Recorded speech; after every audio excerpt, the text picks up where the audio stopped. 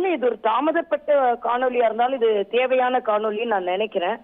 ஏன்னா இன்று காலையிலிருந்தே நீங்க பாத்தீங்கன்னா அரசியல் களம் ஒரு மாதிரி ஒரு சார்ந்த அரசியல் களமாக அதை மாற்றுவதற்கு அரசாங்கம் முயற்சி செய்து கொண்டிருப்பதையும் போலவே தெரிகிறது. இன்னைக்கு காலையில பாத்தீங்கன்னா ஒரு பாராளுமன்ற உறுப்பினர், அப்புறம் சகோதரி கனிமொழி அவர்கள், அப்புறம் ராசா அவர்கள் பேட்டி கொடுக்க ஆரம்பிச்சுட்டாங்க.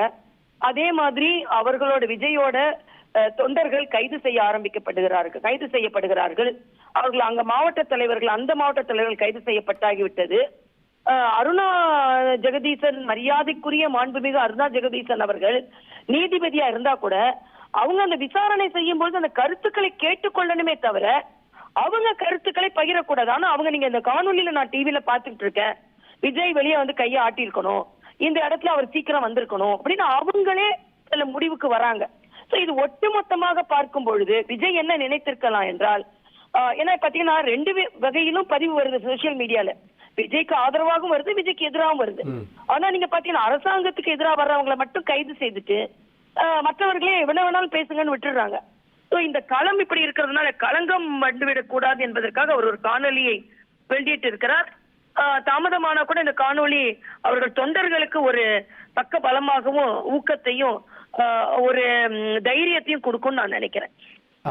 இதுல வைக்கப்படுற இந்த குற்றச்சாட்டு, இன்னொரு குற்றச்சாட்டு, எதுக்கு இதுல என்டிஏ ஃபேக்ட் ஃபைண்டிங் கமிட்டி போட்டிருக்கு, இதை வச்சு சிபிஐக்கு கொண்டு போய் பாஜக விஜயை மிரட்டிரும் அப்படின்னு திரு செல்வப்பிரதை உள்ளிட்டவங்க எல்லாம் குற்றச்சாட்டை முன்வைக்கிறாங்க.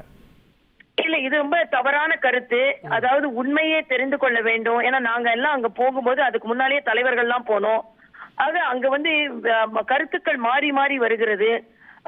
இங்கே ஏற்கனவே நான் சொன்ன மாதிரி அரசாங்கம், தமிழக அரசாங்கம் அப்பாயிண்ட் பண்ணிருக்கிற அந்த கமிஷன்ல முழுமையான தீர்வு வெளியே வருமான்னு தெரியல. இதான் முதல் தடவை ஒரு அரசியல் கட்சி குழு அமைப்பது, முதல் தடவை இல்ல. எங்கெல்லாம் பிரச்சனைகள் இருக்கிறதோ அப்ப அரசியல் கட்சிகள் குழு அமைத்து மக்கள்கிட்ட இன்னும் விவரமா கேட்டறிகிறது எப்பவும் நடக்கும் ஒன்றுதான். அதனால எப்ப பார்த்தாலும் நாங்க உண்மையை கொண்டு வருவதற்கும் மக்களுக்கு ஆதரவா இருக்கும்னு நினைக்காம எப்ப பார்த்தாலும் பாஜக மிரட்டுறதுன்னு செல்வப்பிரந்தைகள் சொன்னார்னா அவர் மிரண்டு போயிருக்கிறாருன்னு அர்த்தம். நன்றி.